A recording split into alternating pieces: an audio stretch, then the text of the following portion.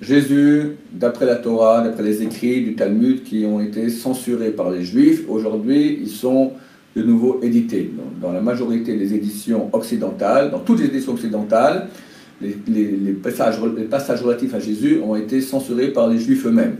Mais dans toutes les éditions orientales du Talmud, ces passages sont restés parce qu'on n'a aucun problème avec Jésus dans le monde oriental. Jésus, s'appelait Yeshua, était un Talmid Chacham, un érudit de Torah, qui est un élève de Rabbi Yehoshua ben Prachia. Bien avant l'an 0 de la chrétienne, c'était bien avant. Et un beau jour, ils sont allés dans une auberge, et tout le Rav avec tous ses élèves, et l'aubergiste au féminin s'est très bien occupé d'eux. Alors le Rav, Rabbi Yehoshua ben Prachia, il a dit, elle est super bien cette aubergiste, regardez comme elle s'occupe bien de nous. Jésus a dit au Rav, ouais, mais le Rav il a vu, elle a les yeux, comment on dit qu'elle est bien? Elle a les yeux un peu tordus comme ça. Et moi je te parle maintenant de son physique.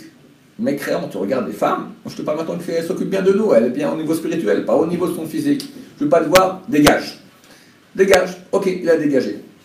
Il est revenu s'excuser auprès du Rav, le Rav l'a de nouveau renvoyé, comme ça plusieurs fois. Un jour le Rav a dit, ok, la prochaine fois qu'il revient, je l'accepte. Il revient, à ce moment, le Rav, Rabbi Yehoshua ben Prachia, est en train de dire Shema Israël. Shema Israël, il ne peut pas parler. Jésus vient, s'excuse encore, et il ne lui répond pas. Jésus s'est dit, si c'est comme ça, j'en ai rien à faire, j'ouvre ma propre secte. Et il a ouvert une secte, et il a incité les Juifs à pratiquer l'idolâtrie. L'Agmar, dans Sanhedrin, page 107, il dit qu'il a pris une brique, et il l'a érigée, et s'est prosterné devant elle, lui a dit, tu es mon Dieu. Voilà.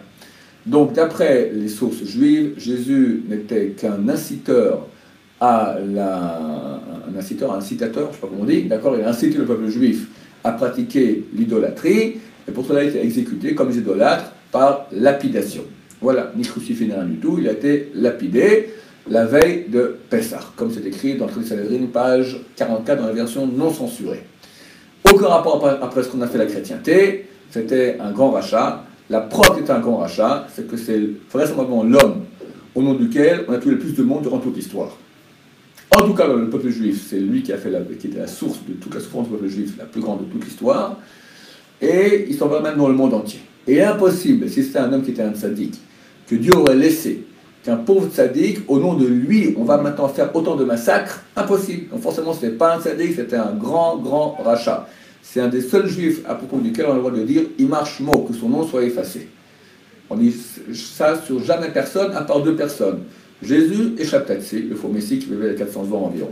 D'accord? Donc il est absolument impossible que quelqu'un se converse au judaïsme et continue à croire dans son cœur à Jésus. C'est un non-sens total. C'est comme s'il mange du porc toute la journée et il dit « Je suis un bon juif ». Et le porc, c'est moins grave que Jésus.